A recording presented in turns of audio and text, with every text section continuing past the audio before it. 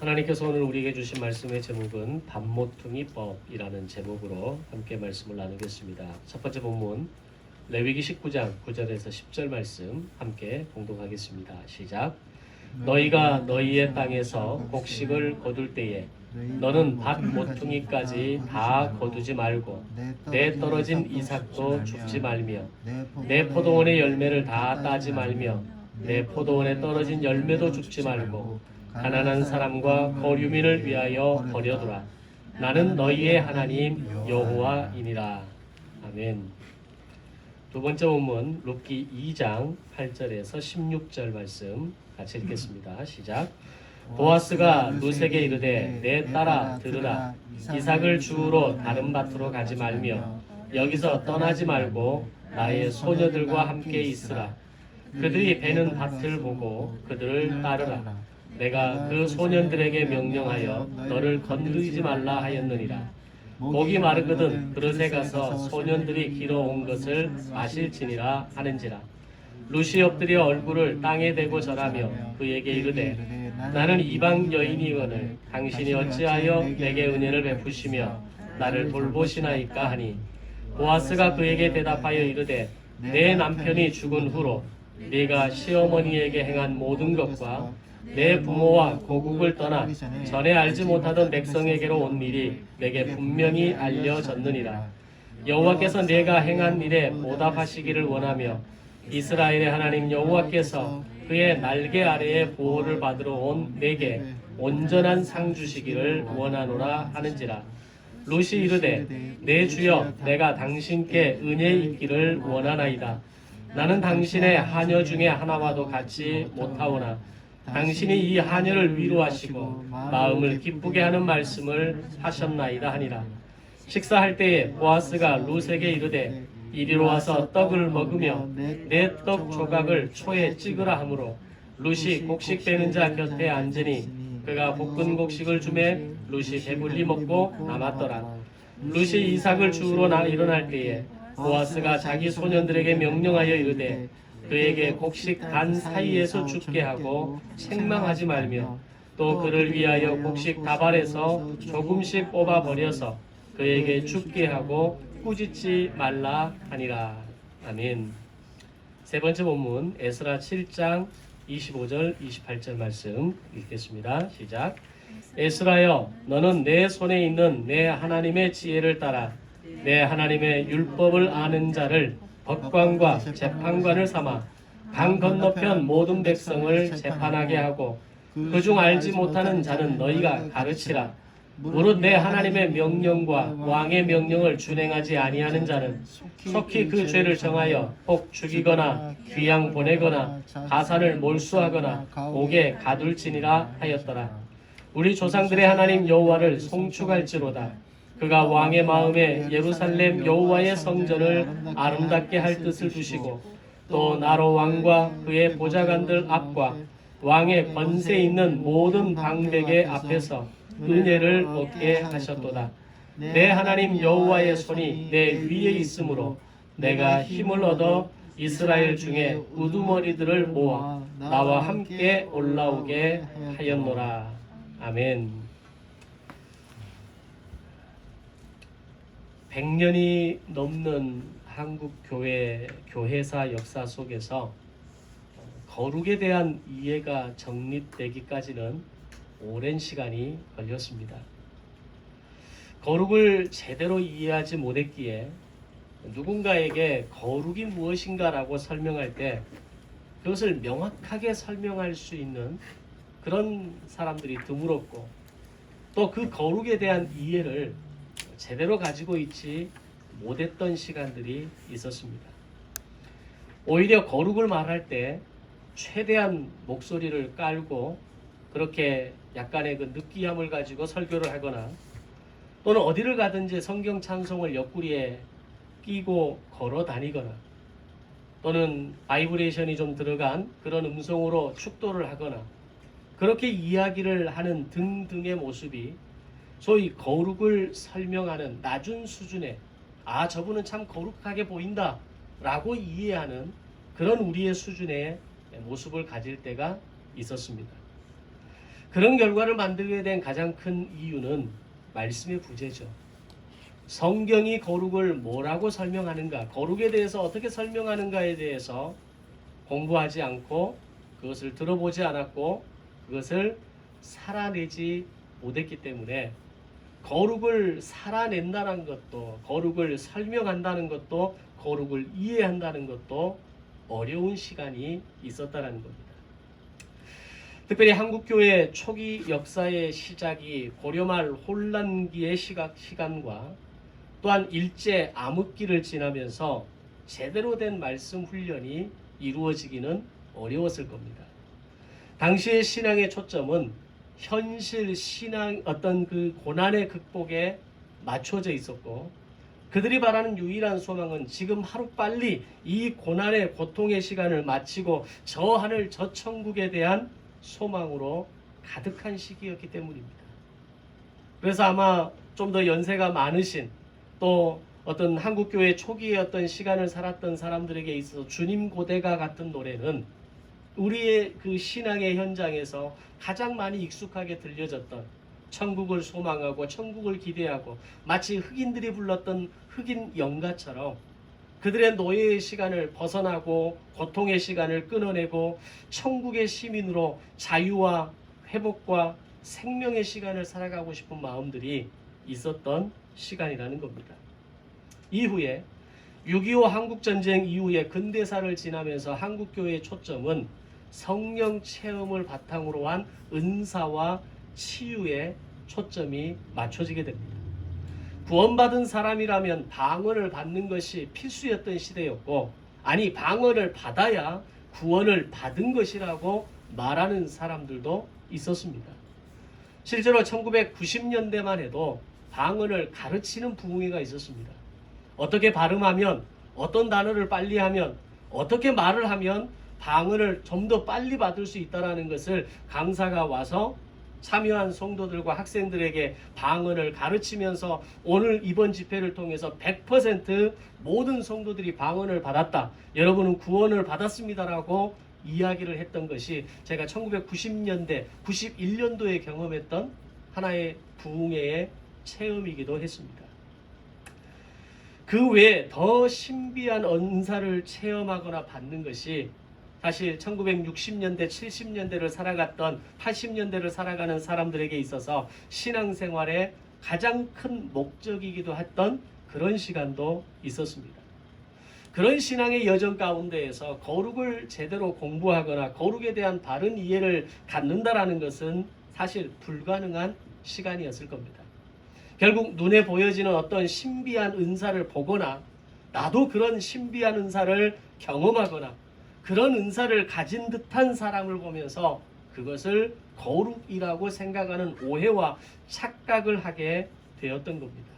자, 그러면 성경에서는 거룩에 대해서 무엇이라고 말하는가 라고 하는 걸 찾아보면 아주 직접적으로 거룩을 설명하는 한 구절이 있습니다. 바로 디모데전서 4장 5절의 말씀에서 거룩에 대한 명확한 정의를 이렇게 얘기합니다. 말씀과 기도로 거룩하여 진다.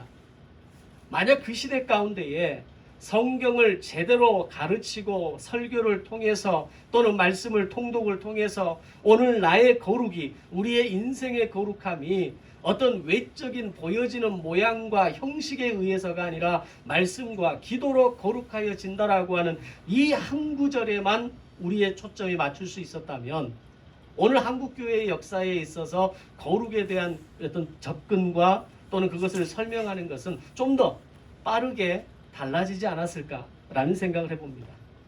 그리스도인의 삶이 말씀으로 다져지고 그 말씀이 내용들이 기도로 승화될 때 그리스도인은 거룩하여질 수 있다라고 말하는 겁니다.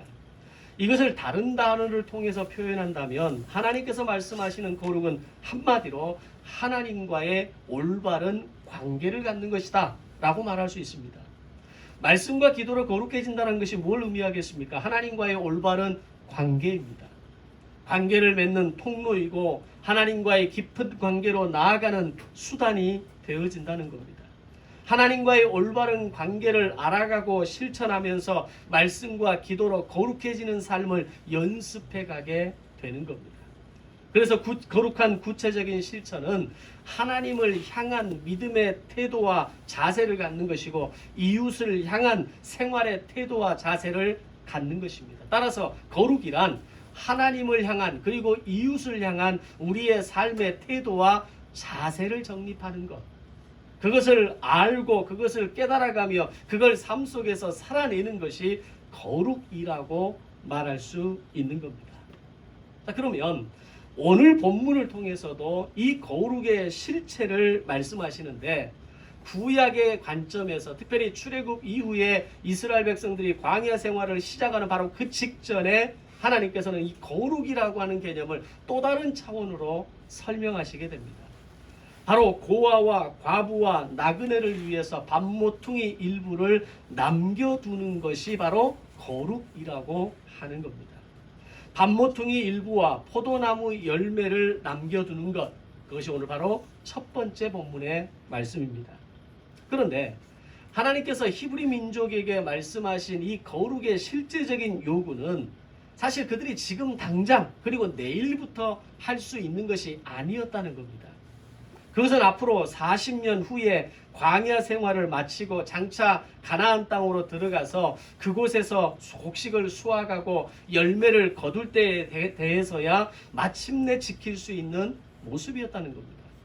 그런데 왜 하나님께서는 출애굽 이후에 이제 본격적인 광야 생활을 앞두고 있는 이스라엘 백성들에게 지금 당장 너희가 실천해야 될 거룩의 어떤 제사장 나라의 거룩한 시민으로서의 모습이 아니라 앞으로 40년 후에 그들이 가나안에서 지켜야 할 법을 지금 미리 말씀하신 이유가 뭐냐라는 겁니다. 그것은 먼저 하나님께서 이스라엘 백성들을 대해서 내가 너희를 반드시 약속의 땅 가나안으로 인도하실 것이라고 하는 약속의 말씀이었다는 의미가 담겨 있습니다. 이스라엘 백성들은 출애굽 이후에 약 10개월의 시간이 지나 이곳 시내 광야에 도착하게 됩니다. 그리고 이곳에서 머문 기간이 약 1년이 다 되어가는 상황이었습니다. 그런 상황에서 이 법을 말씀하시기 전에 그들에게 있었던 중요한 하나의 사건이 터지게 됩니다. 바로 금송아지 제작 사건입니다. 이 사건의 결과가 어떻게 됐습니까? 하나님께서 이스라엘 백성들 가운데 3,000명의 사람들을 레위 지파를 통해서 그 자리에서 죽여버리게 됩니다. 그 3,000명의 사람들은 금송아지 제작 사건의 적극 가담자였고 그들에 대한 징계와 심판을 통해서 하나님께서 그들을 멸하셔버린 겁니다. 자, 그럼 지금 상황에서 그들의 마음 가운데 남아있는 이스라엘 백성들의 마음 가운데 그 마음 가운데 가장 큰 두려움은 무엇이었겠습니까? 금송아지 제작 사건에 가담했던 3,000명의 죽음 이후에 또 다른 징계와 심판이 오늘 우리에게 있지 않을까, 남은 우리에게 있지 않을까에 대한 두려움과 동시에 더 큰 두려움은 과연 우리가 가나안 땅에 들어갈 수 있겠느냐라고 하는 염려였던 겁니다. 생각해 보십시오. 지난 약 1년여 전에, 아니 약 2년 전이죠. 2년 전에 출애굽의 사건을 통해서 그 출애굽을 통해서 애굽을 떠나올 때에 그 애굽을 떠나기까지의 6개월의 과정을 통해서 하나님의 기적과 역사를 경험하고 마침내 출애굽을 하고 10개월의 시간을 거쳐서 이곳 시내광야에 도착했는데 이곳에서 1년에 머무는 시간 이후에 더 이상 우리가 갈 수 없다라고 한다면 그들의 마음이 얼마나 괴롭고 그들의 어떤 소망과 희망들이 송두리째 뺏겨버리는 그런 시간이 아니었겠습니까? 금송아지 제작 사건에 가담했던 그 3,000명 그들은 죽었지만 이제 그들도 역시 남아있는 그들도 역시 금송아지 제작 사건에 대한 방관자였다라는 겁니다. 어떤 의미에서는 단순 가담자였다라고 말할 수도 있는 겁니다. 그런 상황에서 얼마나 두렵고 떨리는 마음이 있었겠습니까? 염려하는 마음이 그들에게 있었겠습니까? 바로 그런 상황에서 하나님께서 주신 말씀이 오늘 밭 모퉁이 법이었다라는 겁니다. 오늘 우리도 가나안 약속의 땅으로 들어갈 수 없다면 그곳에서 지킬 법이 무슨 의미가 있겠습니까? 법을 주셨다는 얘기는 오늘 그들에게 약속의 땅으로 들어가게 하시겠다라고 하는 하나님의 약속의 확인이라는 겁니다. 이 법을 듣는 순간 하나님께서 말씀하시는 이 밤모퉁이 법의 말씀을 들을 때 이스라엘 백성들의 마음은 어땠을까요? 그것은 그들에게 꿈 같은 하나님의 말씀이었을 것이고 이것은 우리를 살려주시겠다라는 말씀일 뿐만 아니라 반드시 가나안 땅으로 들어가게 하시겠다라고 하는 은혜의 재확인이었던 겁니다. 이 말씀을 듣는 순간 백성들은 아마 그제서야 안도의 한숨을 쉬었을 겁니다.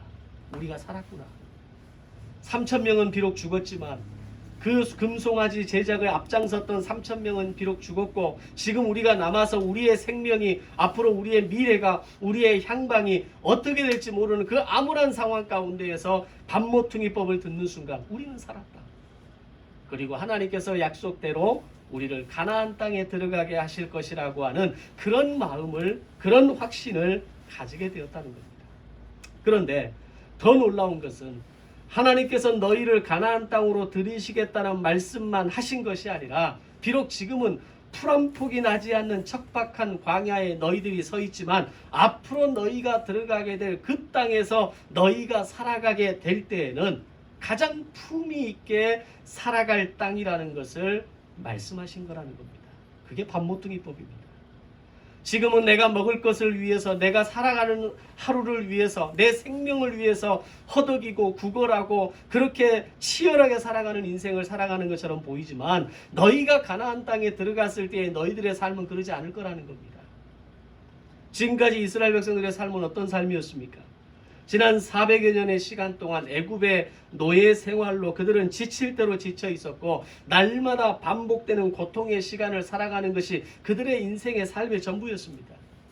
애굽에 사용하던 산하 제한 정책의 첫 시작이었던 고된 노동을 비롯해서 자식이 눈앞에서 죽어가는 처절한 순간을 경험했고 그러므로 인해서 출애굽기 2장 23절의 말씀처럼 그들은 탄식하며 부르짖을 수밖에 없는 인생을 살았던 겁니다. 하루도 부르짖지 않으면 살 수 없는 인생, 하나님의 은혜를 구하고 하나님의 도우심을 구하고 하나님의 구원을 기다리는 그 기도가 없이는 버틸 수 없는 시간을 그들은 살아왔던 겁니다. 그런데 그런 인생을 살았던 그들이 자신이 아닌 누군가를 위해 살아본 적이 있었겠습니까? 다른 사람의 필요를 먼저 채우고 그들의 삶을 공급하는 그 기쁨의 경험을 지난 400년의 시간을 살아가면서 한 번이라도 제대로 해본 적이 있었겠냐는 겁니다. 그런 삶은 상상조차 할 수 없는 일들이죠. 그런데 하나님께서 이 밤모퉁이법을 통해 말씀하시는 것은 이제 너희들의 삶은 그런 삶이 될 거라는 겁니다. 사람의 필요를 다른 사람의 필요를 공급하고 그들의 삶의 생명을 공급하고 그들의 필요를 채워주고 그들에게 흘려보내는 그런 역할이 오늘 너희에게 일어나게 될 것이라는 것을 말씀하고 있는 겁니다. 누군가에게 흘려보내고 누군가를 돕고 그들의 삶을 케어하고 그들에게 나의 것들을 흘려보내는 삶을 그 기쁨을 경험해 본 사람은 이 말이 무슨 말인지 압니다. 근데 평생을 살면서 늘 도움을 받고 늘 허덕이고 늘 배고프고 늘 어떤 그 쪼들리는 삶을 인생을 사는 사람에게 있어서는 돕는 자의 기쁨을 경험하지 못하는 겁니다. 물론 가진 것이 없기 때문에 도울 수 없다라는 말은 잘못된 거죠. 내가 가진 것으로 내게 있는 것으로 내가 할 수 있는 것으로 누군가를 섬길 수 있는 방법은 얼마든지 있습니다. 그런데 그런 삶의 여유마저도 그런 삶의 잠깐의 그 넉넉함마저도 이스라엘 백성들의 지난 400년의 시간 가운데는 존재하지 않았습니다. 근데 어느 날 갑자기 하나님께서 오늘 이스라엘 백성들을 향하여서 그것도 금송아지 제작 사건 이후에 3,000명이 죽어나가는 이 엄청난 슬픔의 사건 바로 직후에 너희들에게 밤모퉁이법을 주시겠다라고 말씀하는 겁니다. 그것은 가나안 땅으로 들어가게 하시겠다라고 하는 약속의 의미와 동시에 앞으로 너희들의 인생은 품이 있는 인생이 될 것이다. 흘려보내고 살리고 생명을 공급하고 채우는 자의 삶을 살아가게 될 것이라는 법을 말씀하고 있는 겁니다. 그것은 약속의 의미이자 동시에 미래에 경험하게 될 꿈같은 이야기를 들려주신 그 자체였습니다. 오늘 우리의 자녀들에게 너희들이 앞으로 인생을 살아가는 데 있어서 너희가 배부르고 너희가 넉넉하고 너희가 너희의 삶을 더 풍요롭게 만드는 인생을 살아가는 것이 아니라 오늘 너를 통해서 사람들을 채우고 사람들의 필요를 공급하고 그들의 삶을 그들의 인생에 생명을 공급하는 인생을 살라고 가르쳐야 합니다. 그래야 그들의 삶이 넉넉한 인생이 되지 않겠습니까? 내가 좀 더 좋은, 내가 좀 더 넉넉한, 내가 좀 더 풍요로운 인생을 사는 것이 우리의 자녀들의 인생의 목적이 되어서는 안 되는 겁니다. 하나님은 오늘 이스라엘 백성들을 향한 그런 마음을 가지고 있었던 겁니다. 저희가 개척을 하고 10년의 시간을 지나오면서 제 안에 있는 마음은 언제까지 도움을 받는 교회가 아니라 이제는 도움을 주는 교회가 되고 싶다는 마음이 제 안에 있습니다. 다른 사람의 필요를 채워주고 공급해주는 교회가 되고 싶다는 그런 마음이 제 안에 있습니다. 양적인 부흥에 대해서는 욕심이 없지만 적어도 그런 일을 할 수 있는 교회 정도는 하나님 좀 키워주십시오. 하나님 저희로 조금만 더 부흥하게 해주십시오라는 제목이 요즘 제가 기도하는 제목 가운데 하나입니다. 언제까지 도움을 받고 살아야 합니까? 언제까지 누군가로부터 채워지는 은혜를, 물론 은혜죠. 은혜이지만 그러나 언제까지 공급받고 언제까지 우리가 우리의 필요를 채워주는 손길을 통해서만 살아갈 수 있느냐라는 겁니다. 이제는 우리가 생명을 살리고 이제는 우리가 다른 사람의 필요를 공급하고 이제는 다른 교회의 연약함을 도울 수 있는 그런 교회가 되어져야 한다는 겁니다. 놔두세요. 이따가 정리하셔야. 자, 그런데 하나님께서는 이런 강구조차 없었던 이스라엘 백성들에게, 그것도 금송아지 사건을 통해서 무서운 징계를 경험한 그들에게 너희가 그렇게 될 수 있도록 하시겠다라고 먼저 말씀하신 겁니다. 아멘. 그렇다면 하나님께서 말씀하신 이 제사장 나라의 법 가운데 밤모퉁이법을 오롯이 실천한 사람이 있었는가? 라고 할 때에 이 법을 지켜낸 살아내는 사람이 분명히 있었다라는 겁니다. 그가 바로 베들레헴 땅의 보아스였습니다. 그것이 오늘 두 번째 본문의 말씀입니다. 당시 보아스가 살았던 시대는 사사시대라고 이야기를 합니다. 광야 40년 후에 여호수아의 5년 정복전쟁을 마치고 12지파에게 모든 땅을 분배해주고 난 뒤에 시작했던 새로운 시대입니다. 그런데 그 사사시대는 400년 암흑기로 보여지는 그런 시기였다라는 것을 우리는 기억해야 합니다. 왜 사사시대를 암흑기라고 표현합니까? 여호수아와 백성의 지도자들이 죽은 이후에 이스라엘 백성들 가운데에는 더 이상 하나님의 뜻을 묻는 사람이 없었습니다. 그리고 그들이 택한 삶의 방식은 각각 자기 소견에 옳은 대로 사는 삶이었다는 겁니다. 하나님께 인생을 묻지 않습니다. 하나님께 나의 인생의 방향을 묻고 확인하고 컨펌받지 않고 내 마음대로 내 인생을 결정하고 내 인생의 방향을 결정해서 내 인생의 삶의 방법대로 살아가는 삶이 바로 사사시대의 모습이었다는 겁니다. 레위기에서 말씀하신 제사장 나라 법대로 살지 않아도 아무도 이상하게 보지 않는 시대, 오히려 내 마음대로 내게 익숙한 대로 내가 편한 대로 사는 것이 너무나 자연스럽게 보여지는 시대가 사사시대였다는 겁니다. 그런데 보아스는 시내산에서 모세를 통해 말씀하셨던 제사장 나라의 법 가운데에 이 밤모퉁이법을 지켜내고 그것을 살고 있었고 그것을 더욱 폭넓게 실천해가고 있는 사람이라는 겁니다.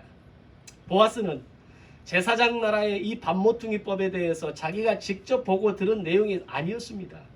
그러나 보아스는 나의 조상들이 받았던 약속과 명령이었음에도 불구하고 오늘 나에게 주신 약속과 법으로 받아들이고 지켜냈다라는 것이 놀라운 겁니다. 더군다나 주위에 둘러봐도 이 법을 지키고 있는 사람은 한 사람도 없다라는 겁니다. 그럼 그가 어떻게 이 법을 오늘 나에게 주신 약속과 법으로 지킬 수 있었느냐라고 하는 것이 궁금해져야 합니다. 바로 마태복음 1장의 족보를 통해서 알 수 있는 것은 그의 부모가 살몬과 라합이었다라는 걸 통해서 알 수 있습니다. 라합이 어떤 사람이었는가? 그것은 여러분들이 금방 아는 어떤 한 이름이죠. 여리고성이 함락되는 가운데 유일하게 살아남은 사람이 라합이었습니다. 라합은 여리고성을 정탐하러 왔던 두 사람을 숨겨준 대가로 구원받은 사람입니다. 그리고 그때 두 명의 정탐꾼 가운데 한 사람이 바로 살몬입니다. 즉 살몬과 라합은 하나님의 역사와 구원의 섭리를 가장 직접적으로 경험하고 지켜본 사람들이었다는 겁니다. 살몬은 여리고 정탐을 통해서 40년 전에 하나님의 구원과 기적에 대한 소식이 어느새 이곳 여리고 사람들까지 알고 있을 정도로 놀라운 뉴스라는 것을 깨닫게 됩니다. 라합은 유일하게 살아남은 여리고의 생존자로서 하나님 앞에 어떻게 살아야 하는지를 알았던 사람입니다. 그들의 자녀로 보아스가 태어나 자라면서 보아스는 부모를 통해서 무엇을 듣고 배우고 자랐겠습니까? 살몬과 라합은 자녀 보아스에게 무엇을 가르치며 살았겠습니까? 그것은 제사장 나라의 법이었고 그 가운데 품위 있는 법 중에 하나인 반모퉁이법에 대해서 보고 배우고 익혔을 겁니다. 그리고 실제로 보아스의 가문이 베들레헴에서 유력한 가문이 되었을 때에 부모를 통해 배웠던 이 제사장 나라의 법과 반모퉁이법을 유감없이 발휘하게 됩니다. 그리고 그 혜택을 받은 사람들 중에 한 명이 바로 룻이었습니다. 룻뿐만 아니라 베들레헴에 거하고 있었던, 그리고 베들레헴의 보아스의 소식을 듣고 찾아오는 가난한 사람들과 거류민들에게 이 보아스의 반모퉁이법은 아마 군 뉴스였을 겁니다. 이것보다 복된 소식이 어디 있습니까? 그 밭에 가면 산다는 겁니다. 보아스의 밭에만 가면 우리가 먹을 것이 있고, 보아스의 밭에만 가면 오늘 우리가 이 추운 겨울을 이겨낼 수 있는 양식을 만들 수 있다라고 하는 기대와 소망이 있는 겁니다. 보아스는 그걸 만들어낸 겁니다. 보아스가 룻에게 베푼 반모퉁이법의 구체적인 실천의 내용은 이런 것들입니다. 먼저 룻에게 다른 밭으로 가지 말라고 말합니다. 내 밭에서 줍는 것만으로도 너는 충분할 것이다 라고 할 정도로 보아스의 밭은 넘쳤던 겁니다. 그리고 자기 밭의 일꾼들에게 룻을 건드리지 말라고 말합니다. 이 말이 의미하는 것은 당시의 세상은 약육강식의 시대입니다.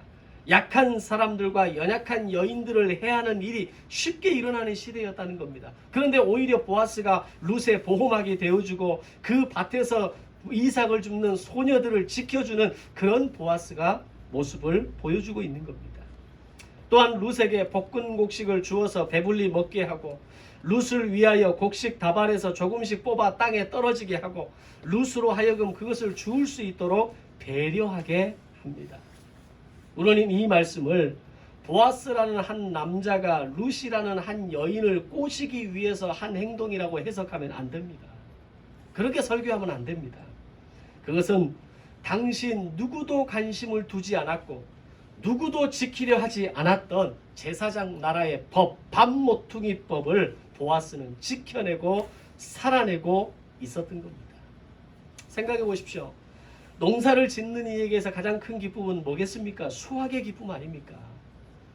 곡식을 수확하고 열매를 거둬들여서 그것이 내 창고에 가득하게 될 때, 그때서야 비로소 나누는 여유가 생기는 겁니다. 우리가 살아가는 삶의 방식을 봐도 그러지 않습니까? 내 통장에 어느 정도 잔고가 있어야 누군가가 돌아봐지지 않나요? 내가 어느 정도 먹을 것이 먹어지고 뭔가가 채워지고 내 소득이 정확하게 얼마인지 보여져야 그때서야 누군가를 도울 것인가, 누군가에게 흘려보낼 수 있을 건가를 겨우 생각하는 것이 우리 인생입니다. 근데 보아스는 내 창고를 채우는 게 먼저가 아니었다는 겁니다. 내 창고가 차고 넘치는 걸 바라보면서 그에 대한 자족감으로, 그에 대한 만족감으로 내게 있는 것을 조금 떼어서 흘려보내는 인생을 사는 게 아니었다는 겁니다. 곡식이 거둬들이기 전부터, 포도밭의 수확이 열매로 거둬지기 전부터 이미 그는 반모퉁이법을 지켜냄으로 인해서 곡식의 이삭들이 충분히 바닥에 흘려질 수 있도록, 그래서 가난한 사람들과 거류민들이 그 밭에만 들어오면 살 수 있도록 자신의 것을 내려놓았고, 포도나무의 열매를 다 따지 않았고 땅에 떨어진 열매는 그대로 두었다라고 하는 이런 삶을 살았다라는 겁니다.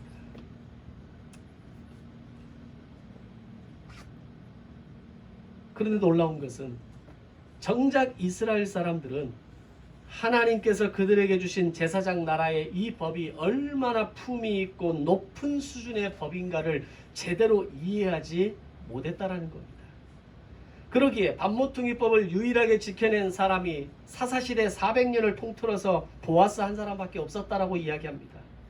제사장 나라의 법을 900년 동안 제대로 지키지 않았기에 결국 70년의 바벨론 포로라고 하는 무서운 징계의 시간이 그들에게 주어졌다는 겁니다. 바벨론 포로 70년을 가졌다는 이유가 뭡니까? 지키지 않았다는 얘기입니다.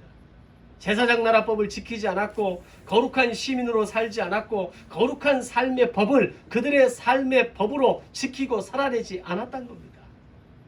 400년을 통틀어 보아스 한 사람밖에 없었다는 것, 900년의 시간을 통틀어 그들이 제사장 나라의 법을 지키지 않으므로 바벨론 포로 70년의 시간을 살았다라고 하는 것은 그들의 현주소를 이야기하고 있는 겁니다.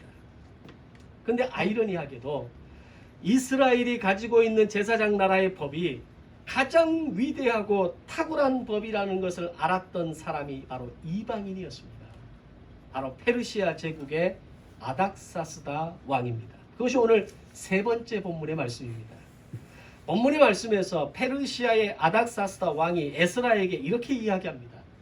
하나님의 율법을 아는 자를 너희 나라의 법관과 재판관으로 삼으라는 겁니다. 당시 페르시아는 어떤 나라입니까? 아수르를 무너뜨린 바벨론 제국을 멸망시킨 대제국입니다. 그에 반해서 이스라엘은 아수르를 통해서 북이스라엘이 멸망당했고 바벨론을 통해서 남유다마저도 멸망한 패전국입니다. 그런데 페르시아의 아닥사스다 왕은 제사장 나라의 법이 얼마나 월등하고 탁월한지를 알아봤던 겁니다. 그리고 그 법을 최고의 법으로 인정하면서 제국의 정책 일환으로 건설하게 될 레반트 지역 정책을 다스리는 국제법으로 삼으라는 명령을 에스라에게 내리고 있는 겁니다. 이 말이 의미하는 게 뭐겠습니까? 당시 존재했던 법은 제사장 나라법 말고도 200년이나 앞서 있었던 함무라비 법전이 존재했던 시대입니다. 지금도 함무라비 법전은 헬라 법전과 로마 법전과 함께 세계 3대 법전으로 뽑히면서 민주주의의 뿌리를 이루는 법전입니다. 그런데 정작 당시의 시대를 살았던 아닥사스다 왕은 200년이나 먼저 앞서 나와 있는 함무라비 법전이 아닌 이스라엘 백성들이 가지고 있는 하나님의 율법을 그대로 담아낸 제사장 나라의 법전을 인정하고 그 법을 페르시아 제국의 국제법으로 삼으라고 명령한 겁니다. 정말 대단하지 않습니까? 이스라엘 백성들은 기억하지도 못하고 이스라엘 백성들은 그것이 얼마나 아름답고 품이 있는 법인지를 제대로 알지도 못하는 상황에서 아닥사스다 왕은 이걸 알았다는 겁니다. 국제정세를 꿰뚫고 있는 신흥제국을 만들어가는 아닥사스다 왕은 제사장 나라의 법의 위대함을 보는 눈을 가지고 있었던 겁니다. 오늘 이 땅에 수많은 책들이 존재합니다. 수없이 쏟아지는 신간 도서들을 제하고서라도 수많은 베스트셀러, 스테디셀러가 있고 시간이 흘러도 그 가치가 훼손되지 않는 고전들이 있고 또 현대 많은 사람들은 인문학에 대한 관심들을 가지고 살아갑니다. 자, 그럼 그 가운데 성경은 나에게 있어서 어떤 책이냐는 겁니다. 제사장 나라의 법과 하나님 나라의 법을 그대로 담아낸 성경이 나의 인생에 있어서 최고의 책이라고 말할 수 있느냐라는 겁니다. 앞에서 말씀드렸던 그런 책들이 중요하지 않다는 이야기가 아닙니다.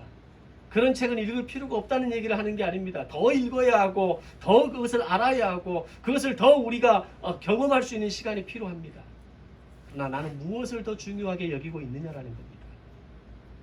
이방인이었고 승전국의 왕이었던 아닥사스다 왕이 세상의 가장 위대한 법이 제사장 나라 법이라고 말한 것에 비해서 이스라엘 백성이 그랬던 것처럼 오늘 우리가 성경에 대해 인정하고 이해하고 여기는 자세는 어쩌면 그에 훨씬 못 미치는 모습은 아닌가라고 하는 겁니다. 성경 통독을 귀하게 여기시기 바랍니다. 당시 세계를 제패했던 페르시아의 아닥사스다 왕이 인정했던 법이 성경의 제사장 나라 법입니다. 가장 품이 있고 가장 고상하고 가장 아름답고 가장 영향력 있는 법이라고 아닥사스다 왕은 꼽았다라는 겁니다.